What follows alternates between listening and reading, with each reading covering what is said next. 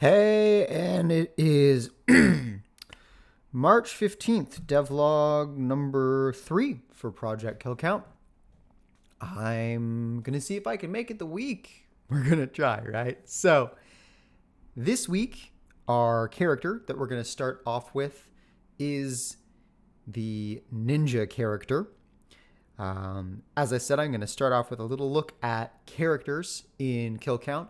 However, I figured out how to share my screen in OBS. So, woo, that's a win. So instead of me reading off of a card that you can't see because it's blurry in a sleeve, we're going to go ahead and just look at the file. We are going to look at the file. So we're just going to go ahead and drop on down. That's displacement field. Let's keep going. Pyro, ninja, here we go. Ninja, center of the screen. Okay, our ninja has HP 3, defense 4. I'm just reading off the card for now. The 2 power ability is decoy dodge. If you take damage from an attack action where you had a cover bonus, you take only 1 damage from that attack action. I'm just going to keep reading it through. For 4 power, you can do Inescapable Assassin. As a move action, you can teleport to a visible location on the board. I'm going to let that sink in. For 4 power, any visible location, you are there now as part of a move action. What is our quest criteria? Our quest criteria is you use decoy dodge to reduce a total of 4 damage. So you're wanting to get hit. You want to get hit. But we have HP 3, so that means you're gonna either need to use a stimulant once or you're gonna have to die once. So how you play that is gonna be really interesting. And then quest passive is Shadow Step. When you use decoy dodge, you can move up to 3 inches immediately as part of decoy dodge. So let's just talk about how that fits back into the passive. Let's start talking about this character, this ninja. What's the inspiration behind ninja for me? So I obviously am a bit of a weeb growing up, and I love the idea of the ninja being everywhere all at once. It just oppressive in you never know what angle they're going to get you at. But I also want them to be kind of fragile in a, if you can hone them down and keep them somewhere, you got them, right? So the idea of taking out the ninja is to be watching how the player of the ninja uses their resources, and paying attention to how much power they have. Because once a ninja has 4 power, on their turn, they can almost go where they want as long as they have that visibility. A great thing you can do to stay out of that is just use visibility to your advantage. You can park yourself in a situation where they have to come to you. So it can be kind of a game of chicken at that point, right? Of like, who's going to come out of hiding first. But I really see this for the assassin being used either as a avoid the berserker who's charging them, or as a close in on someone who's escaped and is at 1 hit point and you just want to confirm the kill, right? Like maybe the soldier escapes around a corner and you no longer have visibility on that soldier, but you're a ninja, and for 4 power, you can push yourself to the edge of the board and get a line of sight where no one else could. And there you go, you get that kill. So the ninja is about big, risky plays, and we want to enable that so that on their 2 power, once that criteria has been met, not only are you still wanting to be risky, you're getting more movement. So maybe you've got smoke terrain near you within 3 inches of you, right? And you want to get hit because it's only going to be 1 damage. It's kind of chip damage, and you can whoosh move into the smoke, and now you're out of line of sight. Now you're not visible. Now no one can draw line of sight to you unless they're in that smoke with you. So I see ninjas really wanting to use smoke terrain, really wanting to use effects, really wanting to use a visibility lines to set up some big plays, get close, and then make that jump. So that's the ninja. I'm very excited about watching all my friends that have been playing ninja each iteration has just been really exciting. So this is where the ninja is now. I want them to be an HP3 character specifically because if they're using the decoy dodge, something I do want to look at is really because since where we are now, right now, everything is being tuned. So that I want HP3 for ninja because it is a risky play. To get your quest criteria, you're either going to die once. So again, it's not like it's a bad thing, but if you die once, that is going to rank up the tension since quick play matches are 2 kills. So someone on the board has a kill, which is going to increase the likelihood of, okay, you're going to want to use that shadow step. You're going to want to use an escapable assassin. You're wanting to get even faster to try and do that catch up. So the other thing, though, that is in my head is, does it need to be less damage or not? But that difficulty for me comes to if you reduce a total of 4 damage. The other thing too is I'm saying that I'm realizing you can be hit for more than 1 damage in an attack action. You can be hit for 2. So when I'm thinking about it, I'm like, well, no, like you could use a stimulant. You can use a couple of other abilities that exist in the game to try and, build up that hit point again. But, that reminds me, there isn't a terrain effect for healing. I wonder if that should be a thing, like what if there's like a wellspring or something that you can get on and it heals you?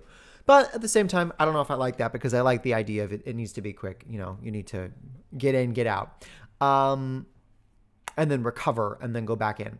So as I'm looking at the number 4, I am being like, oh, maybe I should. This is me in these devlogs. I got to say something, and I realize the tuning is off. But we're going to play with this right now. So please play the ninja. Let me know if you ever achieved your quest criteria or if it just feels too much. Because I want it to be fun. I want it to be exciting. I want it to be something that you need to work to get. But I don't want it to be impossible, So that said, Shadow Step I'm really excited about because that being the passive for Decoy Dodge, I think is going to just incentivize continuing to use Decoy Dodge as much as possible. And Ninja's really great then against high attack or high damage builds, and really against the high damage builds because it doesn't matter how much they hit you for. You can always make it 1 damage as long as you're holding 2 power up. So you're going to want to maintain cards and you're going to want to use an action on your turn to regularly be dusting to maintain power. But yeah, that's the ninja. There we go. Now, there's a little bit of time left. I want to celebrate a win. I rewrote the 1-page system reference. Here we go. Kill count 3.75, 1 page. That's all it is. Just 1 page. It makes me so happy to see that, especially because the overall document is 17 pages in Google Docs, whatever that means in a word count. I don't know. But what I do know is now we have the 1-page basic what do you need to know rules, assuming everything else is printed on the card, right? Like if you get a card that says Ninja and has the rules for Ninja on it, why do you need the rules for Ninja in the booklet? You don't for the basic instructions, but I think I'd want them in the back of the book anyway, just to make sure that there isn't, that you have it there. I think that's just good to double up. But let's read these out loud. I want to share them. I want them on camera. I'm excited about this. Can you hear I'm pumped? I'm pumped. I'm excited about this. So I'll pump you up, as I think that was Schwarzenegger who says that. So kill count 3.75. The hook of the game is defeat your opponents in a race to get the most kills. How to win at the beginning of play. As a group, select a kill goal. 2 is about 30 minutes. Once the kill goal is met by a player, the game ends. Determine your final score by adding up the power value of all your cards in hand or equipped, and then adding an additional 5 points for each of your kills. The highest scoring player wins. So you set it up, you pick a goal, you play until you meet the goal. Once you've met the goal, you're golden. Now you count up your points. Highest points wins. I think that makes sense. Setup. Roll the d6 to determine your turn order. Roll the d6 to determine. That's hard to pronounce. Roll the d6 to determine turn order. If you can say that 5 times fast, I owe you a painted miniature. I take that back. I really take that back. Anyways, each player selects a character card. Deal 5 equipment cards to each player. You can dust 1 card from your hand, and you can equip 1 card from your hand before the first round begins. More on that later. Set up the board with 1 equipment depot marker in the center and 1 for each player located at least 6 inches from other markers around the board. Place your model on an unoccupied equipment depot marker. Let's put a pin in that because I want to find a better term for equipment depot marker, right? We want a better term for that.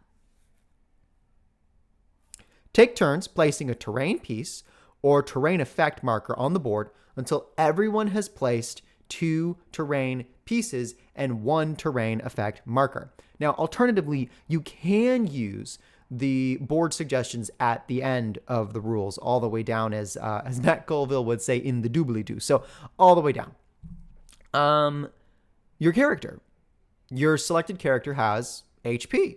Subtract damage you take from your HP. Defense. Used to block attacks. I think those are pretty standard to anyone who's ever played a video game. 2 power ability. This ability costs 2 power.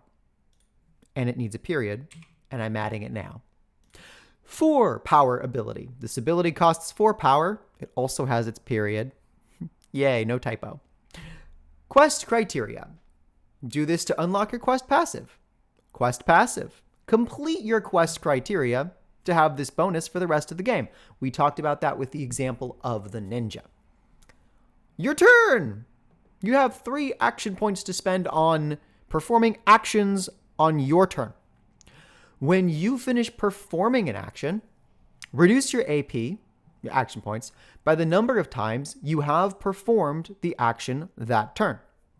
Your turn ends whenever you choose to pass or when you no longer have AP to spend on actions. Common actions include attack, so select a visible target and roll 1d6 plus attack. Compare to their defense, their being your target. If your attack is less, you miss. You do 0 damage, you fail. If your attack is equal to their defense, you deal 1 damage base. That's a success. And you're going to add any damage modifiers to that, right? So if you have a +1 damage to that, then it's 2. If you have +3 damage to that, then it's 4, etc. And then if your attack is greater than their defense, you're going to roll 2. If your total attack is greater than their total defense, you're going to deal 2 damage. And again, that is also a success. The importance of saying success, I think, in the rules at that point is because there are some cards that say on a successful attack as opposed to a failed attack. And there are some cards that say on a failed attack instead of a successful attack. So we want to keep those in the rules, even in the 1 page. Equip. This is another action. You pay the power cost and equip a card to your character. You may have a maximum of 2 cards equipped to your character at a time. If you would have more, discard 1 previously equipped card to make room. Now, I'm wondering if cards that are 1 cost, because of what they say on the card, this doesn't need to be clarified further. So let's jump over real quick and take a peek. Let's take a quick peek. Let's look at the reroll. Reroll says you may play this card from your hand if you have 2 cards equipped, and then discard this card after use. So I feel like the card itself is maybe explaining the exception right there. That you're using it, you don't need to discard one of your 2 equipped cards. The goal is you can keep your 2 equipped cards. So if I need to reword that, I will. Anyways, our next action is move. You can move your model up to 6 inches, that's space movement, plus your movement modifiers, 6 inches.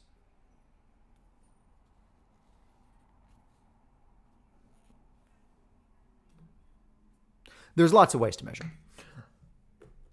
I actually just realized my glasses case is 6 inches. There you go. That's great. So now I have a pink measuring thing wherever I go. That's great. So, plus your movement modifiers for that. So you can move your model up to 6 inches plus your movement modifiers. Only count vertical movement if the terrain is taller than 2 inches and you are ascending. You're ascending. Your model must be able to balance on its own wherever it ends the move action. Why 2 inches? Most Games Workshop terrain has weird little fiddly bits that go up to about 2 inches in height.